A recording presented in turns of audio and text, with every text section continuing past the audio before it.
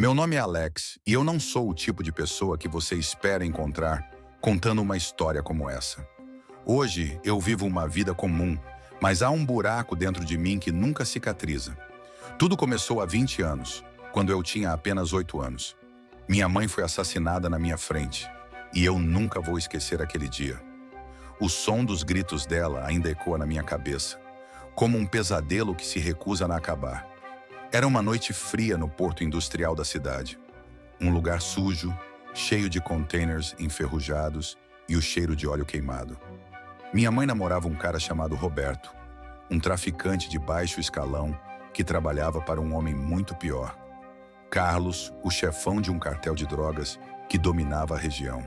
Roberto devia dinheiro, ou talvez tenha traído Carlos, eu nunca soube ao certo. Mas o que eu sei é que Carlos decidiu mandar um recado. E esse recado foi minha mãe.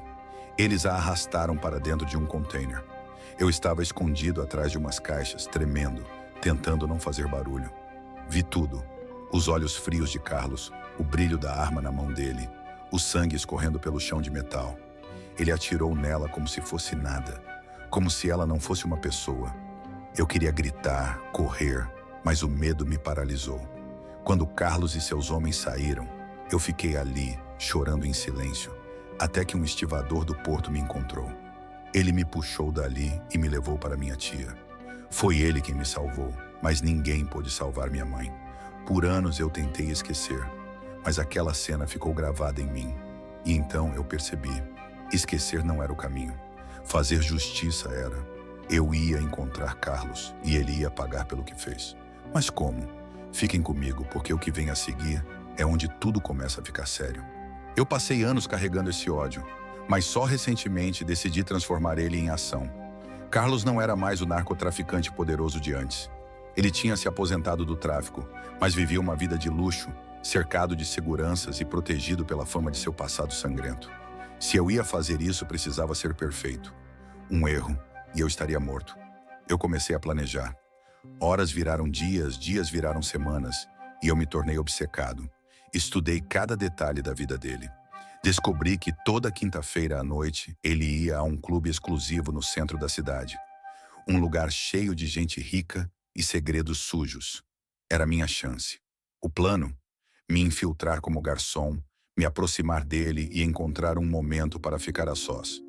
Eu escolhi a roupa, falsifiquei um crachá, memorizei a planta do clube. Eu sabia onde ficavam as câmeras, as saídas de emergência, tudo. Mas eu não sou ingênuo. Planos perfeitos desmoronam fácil. Então eu pensei em cada coisa que podia dar errado.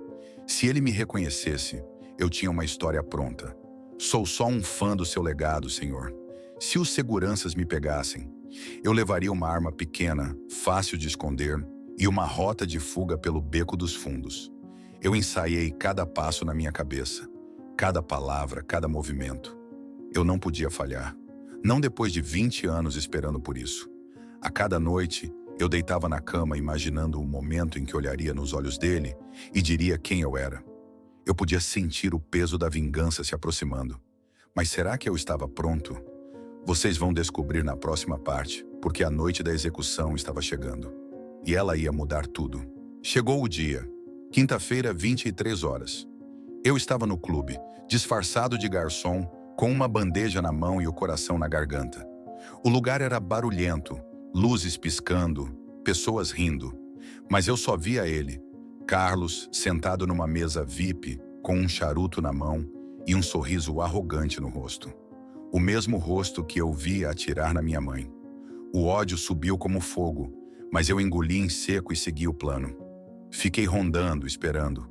Então ele se levantou e foi em direção ao banheiro. Era agora. O corredor estava vazio, só eu e ele. Eu me aproximei, tremendo por dentro, mas firme por fora. Senhor Carlos, sou um grande fã, eu disse com um sorriso falso. Ele virou, me olhou de cima a baixo e antes que pudesse responder, eu o golpeei com um cano que escondia na manga. Ele caiu, zonzo, e eu o arrastei rápido para uma sala de serviço ali perto. Amarrei ele numa cadeira e esperei. Quando ele acordou, confuso, eu tirei o capuz que usava para cobrir meu rosto. Você não me conhece, mas eu te conheço, eu disse, minha voz carregada de 20 anos de dor. Há 20 anos, num container no porto, você matou minha mãe. Ela namorava Roberto, lembra? Eu vi tudo. Ele arregalou os olhos, balbuciou algo sobre não lembrar, mas eu vi o medo nele. Era real. Eu puxei a arma do bolso e apontei para a cabeça dele. Você tirou tudo de mim, agora eu vou tirar tudo de você. Mas então, um barulho. Passos no corredor. Alguém gritou: "Ei, quem tá aí?"